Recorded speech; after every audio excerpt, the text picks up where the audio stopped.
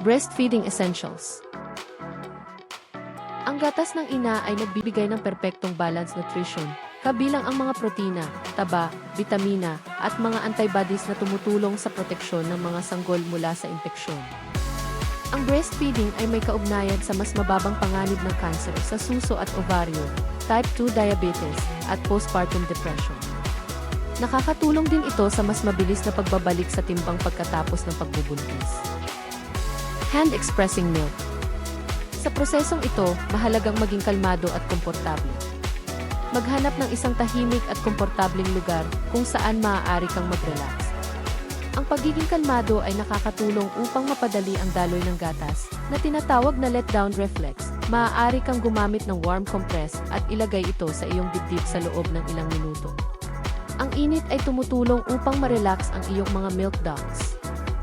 Sa unang 3 hanggang 4 na araw pagkatapos mong manganak, ang iyong katawan ay gumagawa ng colostrum, ang una at pinakamahalagang gatas para sa iyong sanggol.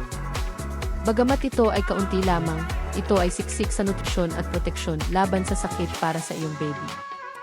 Ang unang hakbang ay siguraduhing malinis ang iyong mga kamay at ang mga kagamitan na gagamitin. Hugasan ang iyong mga kamay ng maigi gamit ang sabon at tubig upang maiwasan ang anumang kontaminasyon.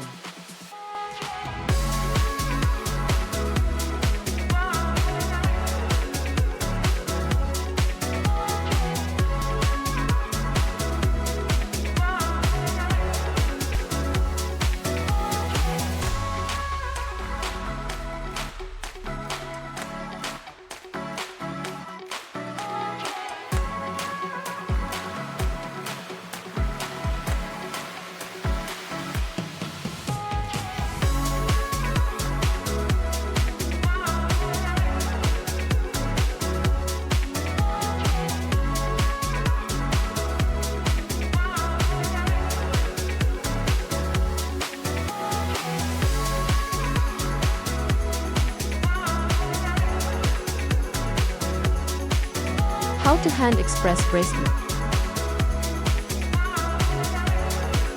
Sa hakbang na ito, ang tamang posisyon ng iyong kamay ay mahalaga para sa epektibong hand expression. Iposisyon ang iyong hinlalaki at hintuturo sa paligid ng areola, mga 1 to 1.5 inches mula rito. Ito ang lugar kung saan matatagpuan ang mga milk ducts na naglalaman ng gatas. Gamitin ang iyong mga daliri upang bumuo ng isang hugis essay. Siguraduhin hindi masyadong malapit sa nito dahil ito ay maaaring magdulot ng discomfort at hindi epektibong mailalabas ang gatas.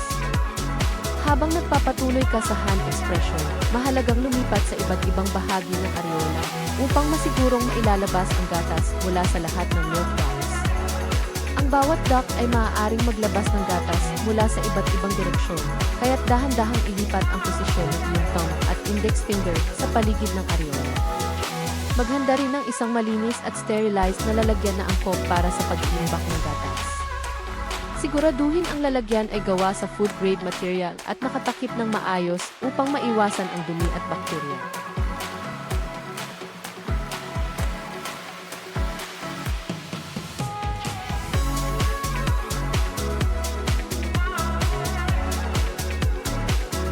Pag-iimbak ng gatas ng ina ay isa sa mga paraan upang ipagpatuloy ang pagpapasuso sa kanilang sanggol gamit ang gatas ng ina sa mga oras na hindi direktang galing sa suso.